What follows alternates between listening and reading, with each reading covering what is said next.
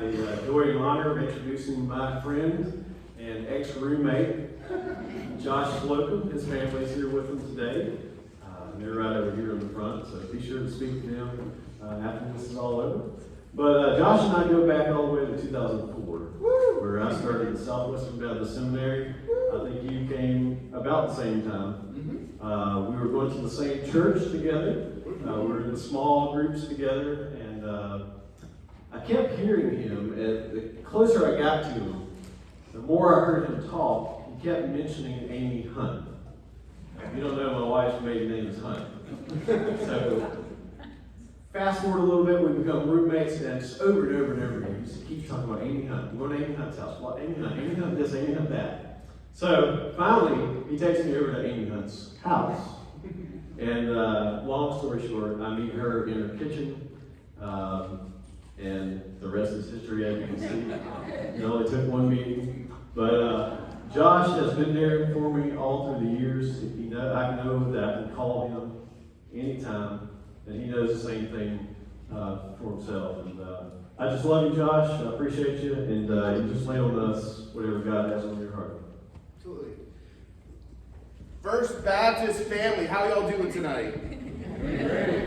It's dark outside, it feels like tonight, but we're going to pretend it's tonight. As already mentioned, I'm Josh Slocum. I am the next gen pastor at Holiday Hill Church in Jacksonville, Florida, and as evidenced by 0 alligators in the parking lot, I clearly made a wrong turn at Albuquerque. You know all the rumors you hear about Florida? They're all true, every single one of them. Ever heard of Florida Man on the internet? Also very true, and that's my congregation.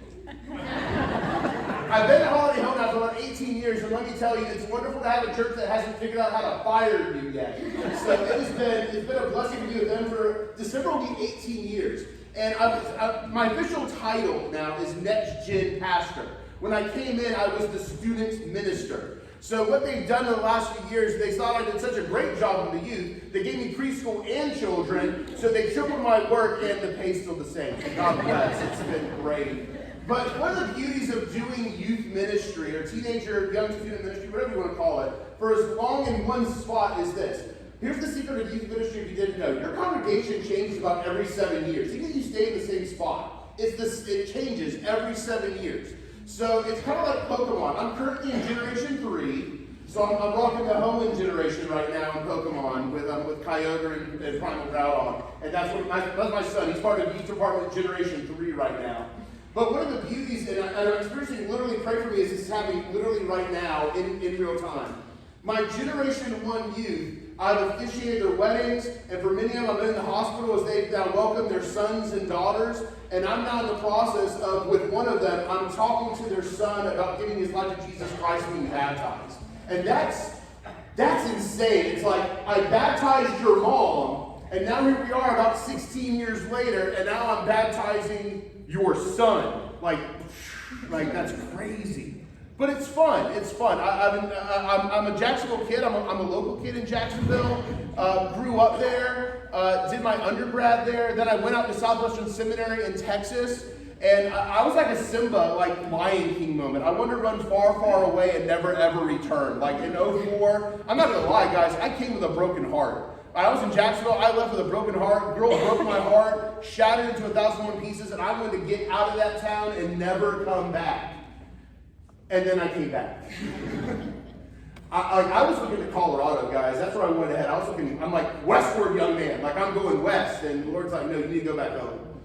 And I go back home, and I meet this gal named Esther, and we went on a couple of dates, we get married, and this, what was it, a couple weeks ago, October 10th, 16 years. We've been married for 16 years now. And again, like my church, hasn't figured out how to fire me yet, so that's a win. And it's been great. As far as the Leverett family is concerned, I am not going to embarrass any members of the Leverett family. I would never do such a thing. I am not going to tell you how Izzy was at my rehearsal dinner with the Coke cans and throwing them for the rehearsal dinner. I am not going to tell you that story because I care and don't want to embarrass them. So, I care. Millennial heart, there it is. So anyway, but it's a pleasure. Amy calls me probably about, I guess, a few weeks to a month ago and says, hey, we're doing a pastor appreciation. We'd love for you to come and share with our congregation as we show appreciation to Brian. And let me tell you, Brian's a real one, guys. And here's a deep dark statistical secret about churches. The average stay for a pastor is about 1.5 to 3 years. And it takes about a decade for a church to truly, fully trust their pastor. 3 years of a stay, 10 years to trust them. And here's what I've also seen in the ministry, because my church is of a similar size. And let me tell you this, I've seen a lot of guys, because I've done this for a while now, I've seen a lot of guys who come into places and they're looking for the BBD, they're looking for that bigger, better deal. In other words, they look at their congregation, they just see nothing more as a stepping stone. Your point B to the real point C I want to get. And sometimes their attitude, their heart reflects that and communicates that. And guys, you've been blessed to have a pastor who's not like that, who does care for you, who does take those phone calls, who does pray for you, who does administrate, who wants to see this place not just survive, but thrive. I think that speaks a lot to not just you as a church and your character, but the character of the man who leads you. Because as time progresses, as they say about married couples and relationships in general, and people even with their dogs, you know how like they start looking like each other? You know, that kind of works that way. Some of you know, your dog looks like you. I'm just saying. It works that way. Some of you know, like, again, you think like you live on an island, you have a kid who looks and sounds like you. Some of you dads right now, you're mad at your daughter, it's just a female version of you. I mean, just come to Jesus right now. It's fine. It's okay. That's how it works. As time progresses, you are going to be the reflection of him and vice versa. And I think that's a beautiful and wonderful thing. You have a pastor who's committed to you. And one thing I realized when it comes to the pastoral office, if you will, is that it's not about just giving you what you want. It's sometimes giving you what you need. It's not doing everything we desire. It's leading. There's a difference between need and lead. And there's a difference between want and need. There are things that we want. There are things that we want. For example, and there's times for things that we want, right? Like Christmas. We want things for Christmas. And we have our Christmas list. And again, some of you are like, Christmas? I took care of Christmas 3 months ago. You know who you are. And if you're not that person, you know who that person is. And you're looking at them right now. That's how this one works. So yeah, my family's the psychopaths that like go on Christmas Eve and get everything. But some of you guys, y'all are planners, man. But we get what we want. And we get the Christmas list and we have the things that we desire. Some of us have certain collections that we get. And some people in Star Wars, they have their Star Wars collection. I wish that was my collection. But my wife puts me on a budget, so. And I don't want her to fire me, so that's a win. So yeah, but there's collections. And again, some of us, we collect different things. Some people collect spoons and bottle caps and stamps and Star Wars and comic books and video games and deer heads. You know, whatever the case may be, there's things we collect. And why? Because we like them, we want them. But then there are things that we need. There's actually want and need. And I made this joke with Esther, I guess it was yesterday as a matter of fact. We're talking about things we want.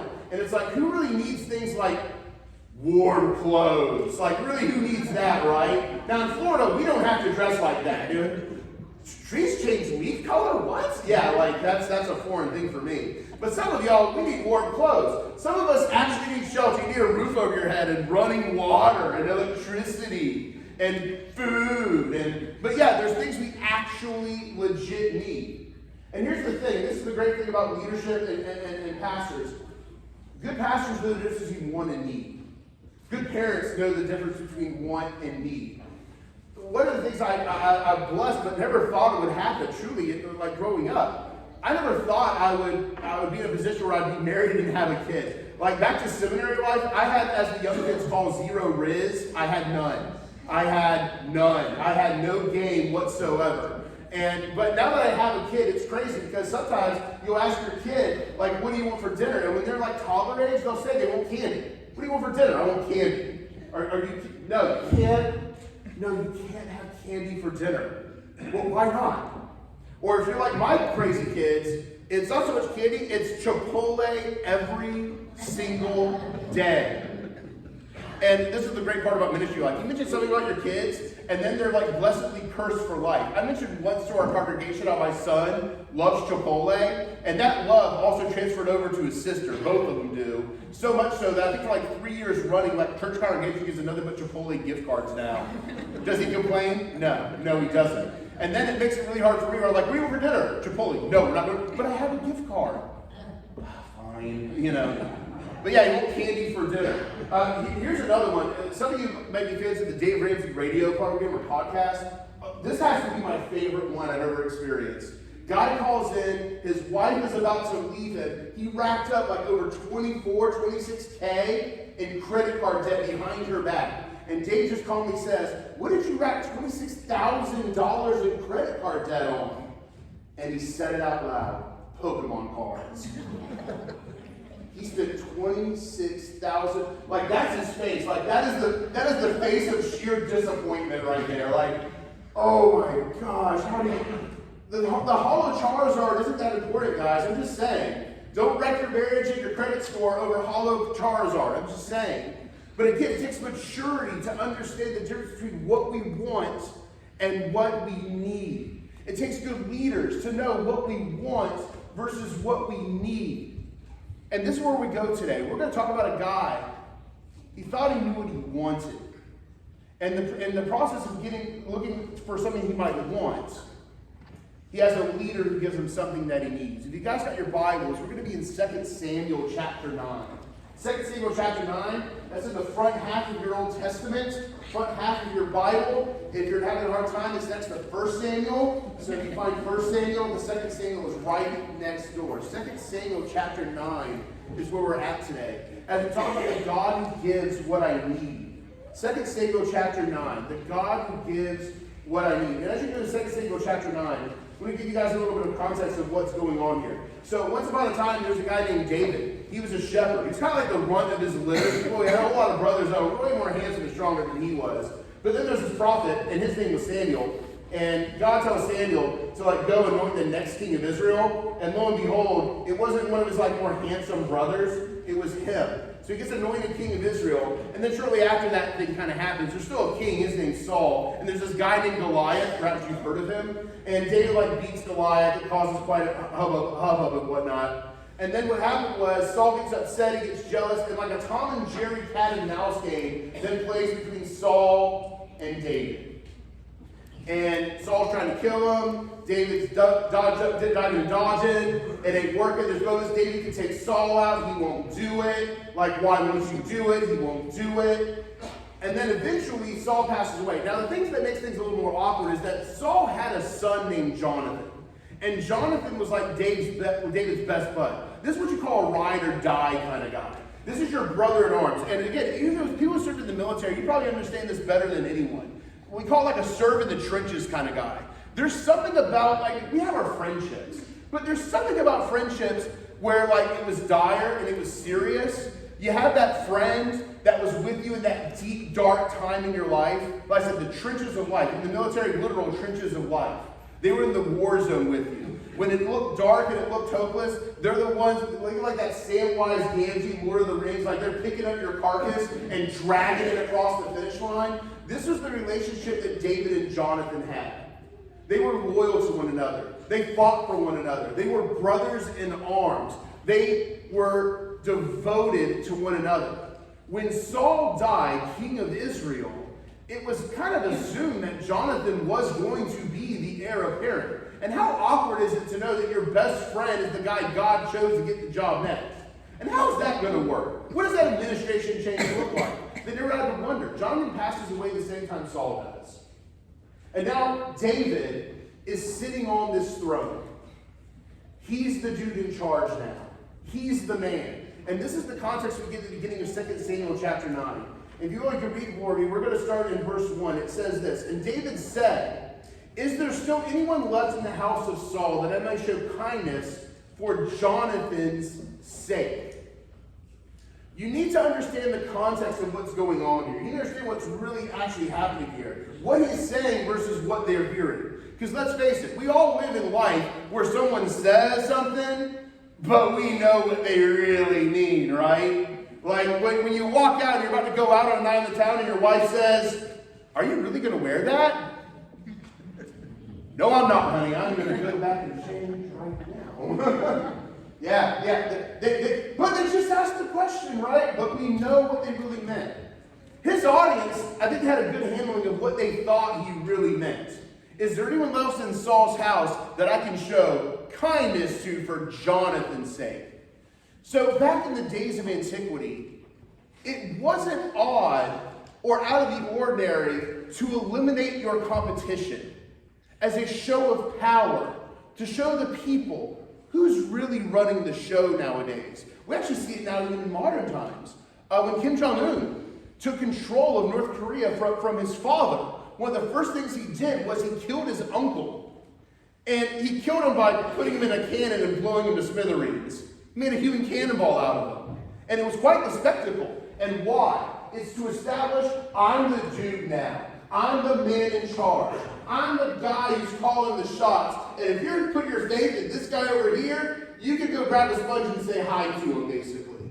And in our modern day world, our American world, that might seem a little weird. We had a president change this year, as a matter of fact, just a few months ago. And wouldn't it be crazy with the new administration that like you have like Joe and Jill Biden on the White House lawn, and Don would come up holding a Scottish claymore over his shoulder, and then just mowing down the entire Biden administration on the White House lawn? That would essentially be what the culture would dictate. I'm going to establish I'm the guy, I'm the leader, I'm the one who calls the shots. There is no competition, and there is no doubt who's running this show. The administration changed to end all administration changes. So when David says, is there anyone left in Saul's house? It's about to go down. Don't wear white today, friends. This is not the time to wear white, essentially. So this is where we get to. And then it continues on. Verse 2, it says this. Now, there was a servant of the house of Saul. His name was Ziba. And they called to David. And the king said to him, are you Ziba? He said, I am your servant. And the king said, is there not still someone in the house of Saul that I can show kindness to God to him? Ziba said to the king, there's still a son of Jonathan. He's crippled in both feet. And the king said to him, where is he? And Ziba said to the king, he's in the house of Machir, the son of Amiel, at Lodabar is where he's at. Then the King David said to him, brought him from the house of Machir, son of Amiel, at Lodabar. There we go. Okay. There we go. Something went wrong, but that's okay. There we go. Something went wrong, but that's okay. So anyway, let me give you the context of what's going on here. Lodabar. Let me tell you about Lodabar. So Ziba comes to him and he says, listen, there's a son of Jonathan who's still alive. His name's Mephibosheth, and he lives in a place called Lodabar. Here's the context of Lodabar. Lodabar is the place you live where there's no other choice to live anywhere else.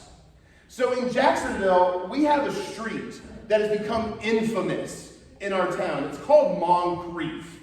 That's what it's called. I have a friend who's in law enforcement. He's a sergeant during the graveyard shift of Moncrief. You want to know why he's the sergeant in the graveyard shift of Moncrief? His name's Jason. Jason stands at about 6'4". He's built like a bodybuilder. He has a giant Celtic cross tattoo across his forearm. And Jason talks about how hard his life is because he works so hard at the gym. He trains with MMA fighters. He knows how to use all of his weapons very proficiently. He used to do defensive tactic training at the academy before they put him in Moncrief. So his job was to teach other officers how to fight, how to scrap, how to scuffle, how to do arm locks, how to break noses and arms, and how to shoot your weapon proficiently. And he did it so well, they said, we're going to put you in the graveyard shift at Moncrief.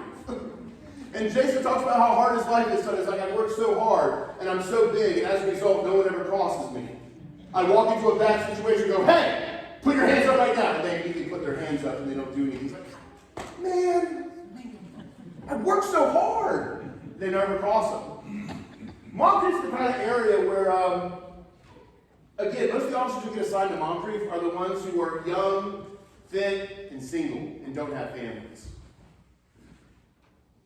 There's a comedian who made the joke about Moncrief. He said, if you put Moncrief in your GPS will save you calculating. That's how it works. You meet people who come to Jacksonville first time. I found some really good property for sale. Oh, you did? Yeah, it was super cheap. Where was it? It's off Moncrief. Ooh, they look like there's just some bad cheese. Ooh, you don't want to do that. It's Moncrief. You don't want to go there. I asked around if you guys have any kind of somewhat equivalent of what that kind of sort of might be, and I was told Pine Street. I don't know if that's accurate or not. If you live there, I'm sorry, forgive me. But yeah, like that's the way it is. Like you say that out loud, and you have to understand the context of what's happening here. Mephibosheth lives in Lodabar. This is the place you live where there's nowhere else left to go. This is the place you live where there's nowhere else left to go. This is where we find him.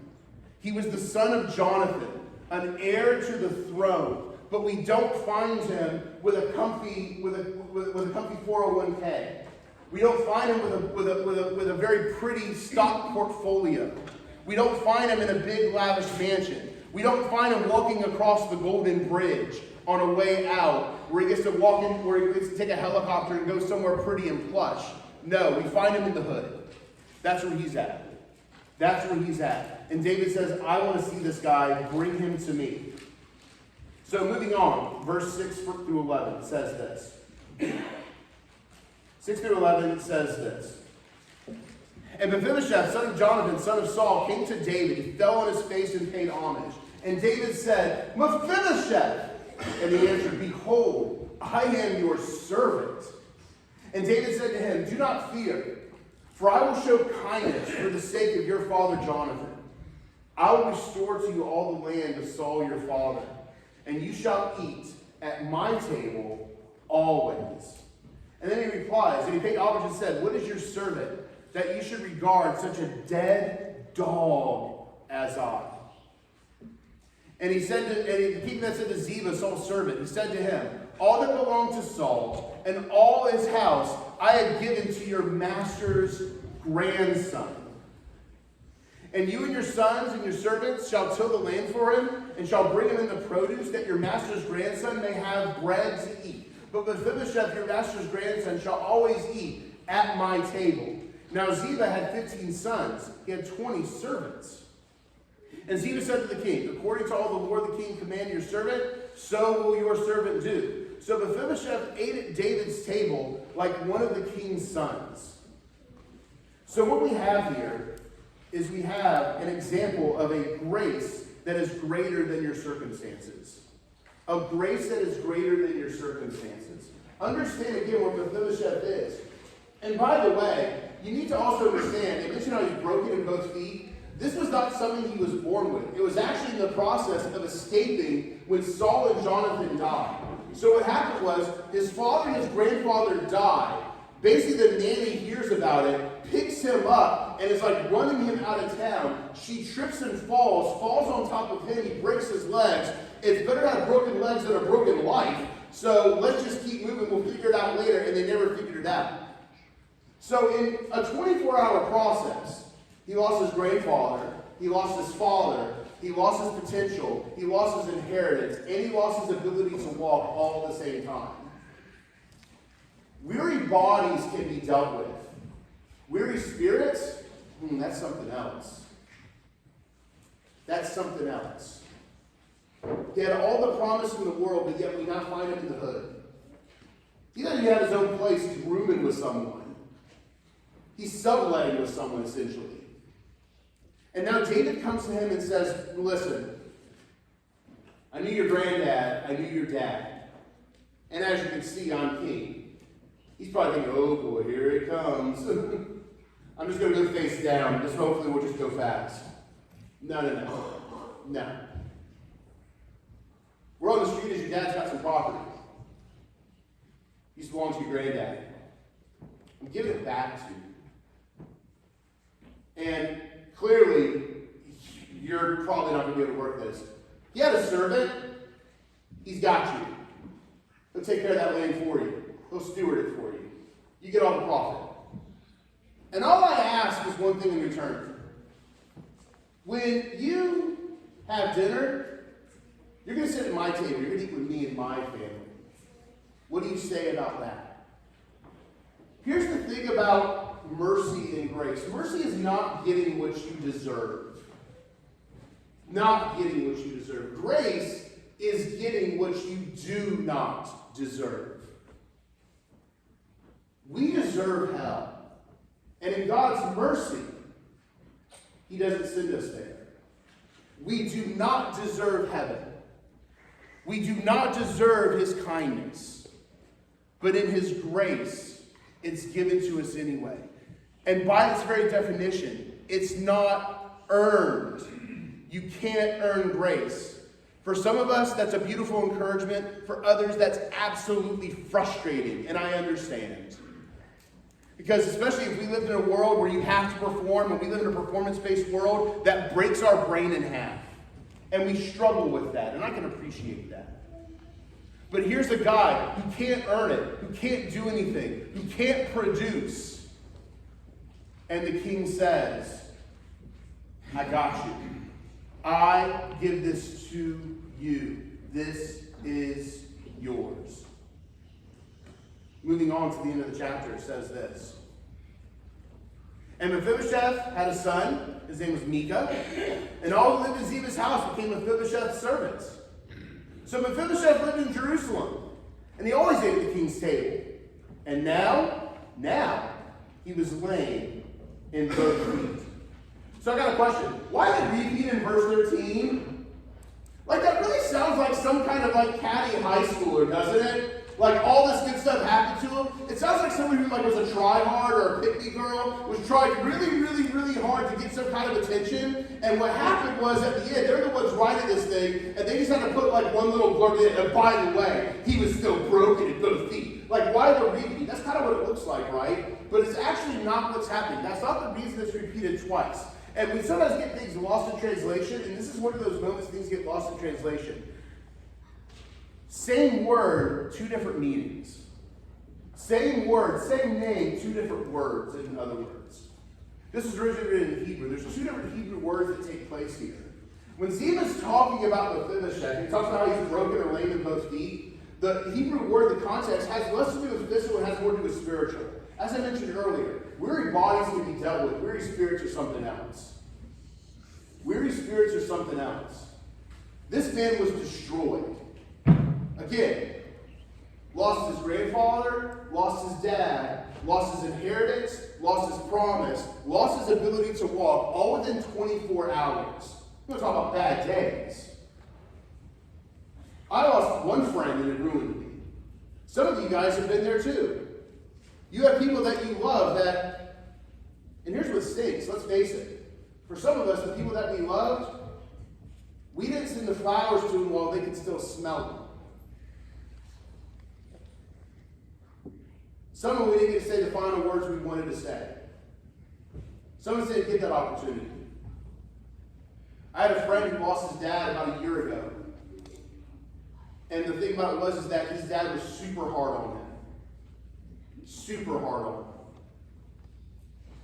He's a doctor now. The guy's a doctor.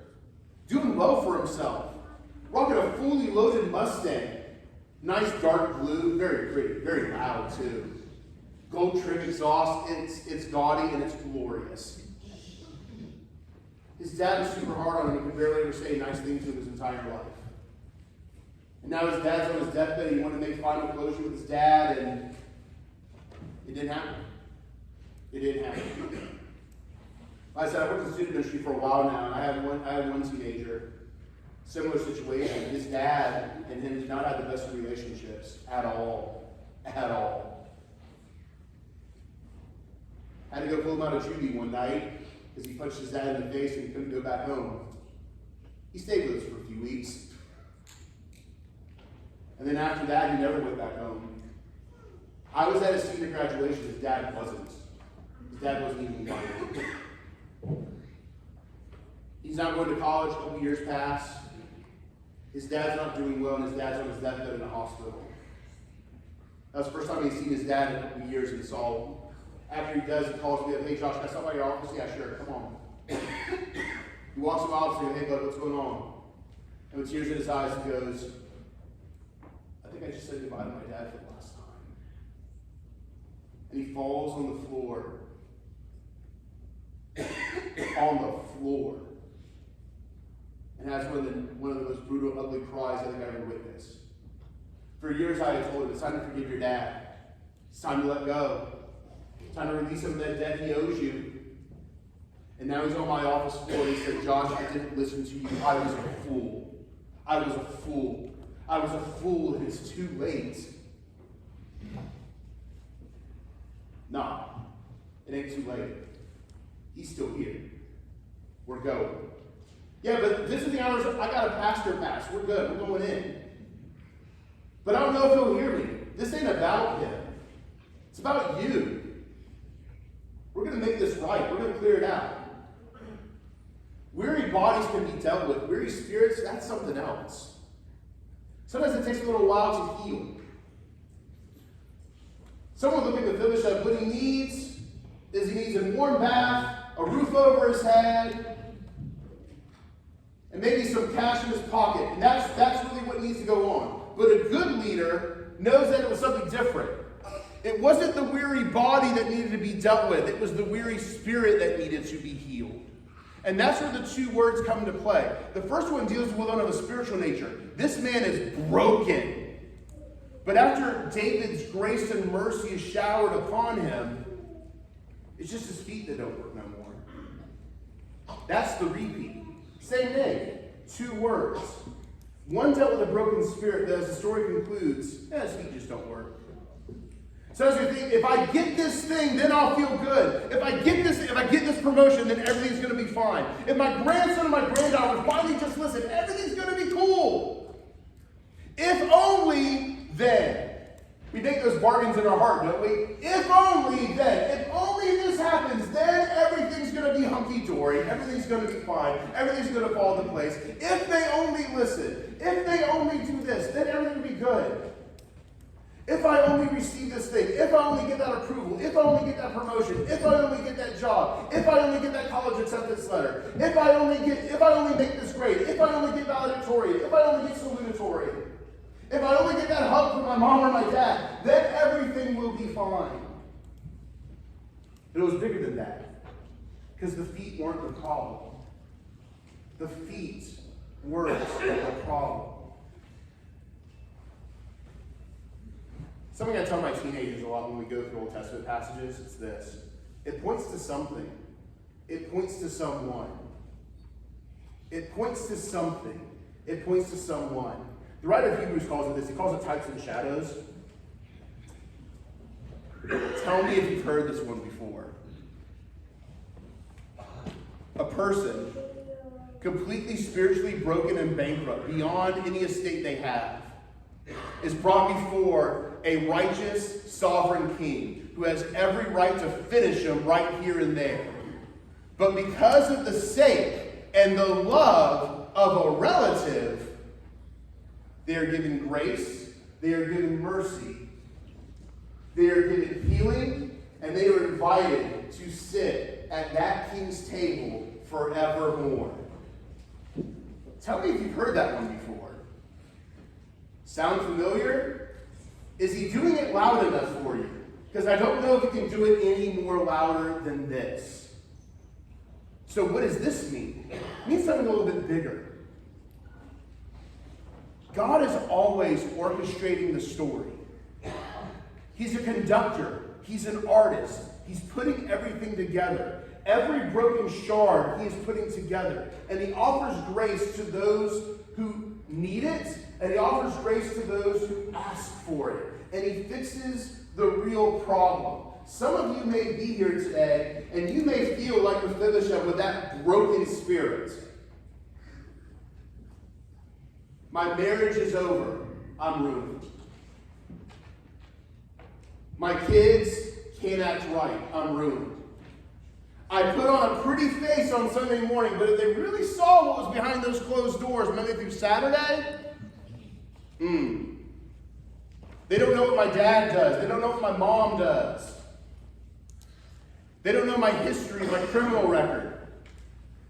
And sometimes we buy into the lie that we have messed up so bad that the church can't use you.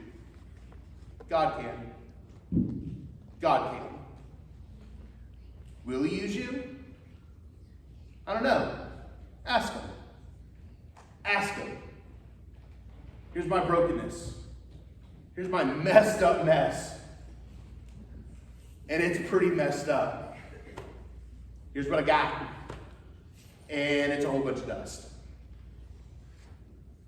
I got cup of soup and student loans. God, what do you got?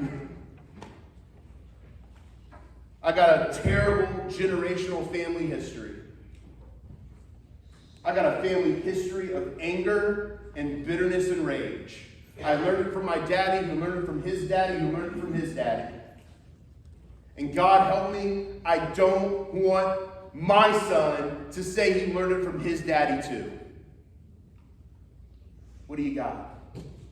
You may feel so messed up that the church can't use you. God can. Will he? I don't know. Ask him. Ask him. Mephibosheth was broken beyond all repair. And it was a righteous and sovereign king who healed him and didn't just fix the feet. The feet still stayed broken. The marriage may never fully be repaired. I had a Christian author share it to me like this once. Spiritual growth is like gardening. Psalm 1, you're like a tree planted by rivers of water. He's like, you want to know what spiritual growth looks like? Go plant a tomato. It's a slow process. He says, sometimes God tells us this. Listen, me and you, we can work together and we can make a spiritual garden that's going to be beautiful. That's going to grow some awesome fruit, spiritual fruit. And it's going to bless a whole lot of people. That stump over there, it may last forever till you're here. That may be something for you for a lifetime. But if you stick with me and we work together, your kids won't have to deal with it. Your grandkids won't have to deal with it. Something to think about. Guys, we've all had moments where we're broken. And if you haven't, you're young. Wait a couple more years. We've all had moments where we've been disappointed. We've all had moments where we've been spiritually and emotionally shattered. And we are given an invitation to come before a righteous king who gives us the grace, not just that we want, but the grace that we need. At this moment, we're going to have a time of invitation. So, music team's going to come on up. I'm going to pray in just a moment. I'm going to be up here. And maybe you just need someone to pray with you. I would love to do that. Maybe you want to know what it's like, or maybe you want to get deeper into knowing what it means to have a relationship with God through Jesus Christ. We can make that happen. Maybe you're looking for what we call a church home.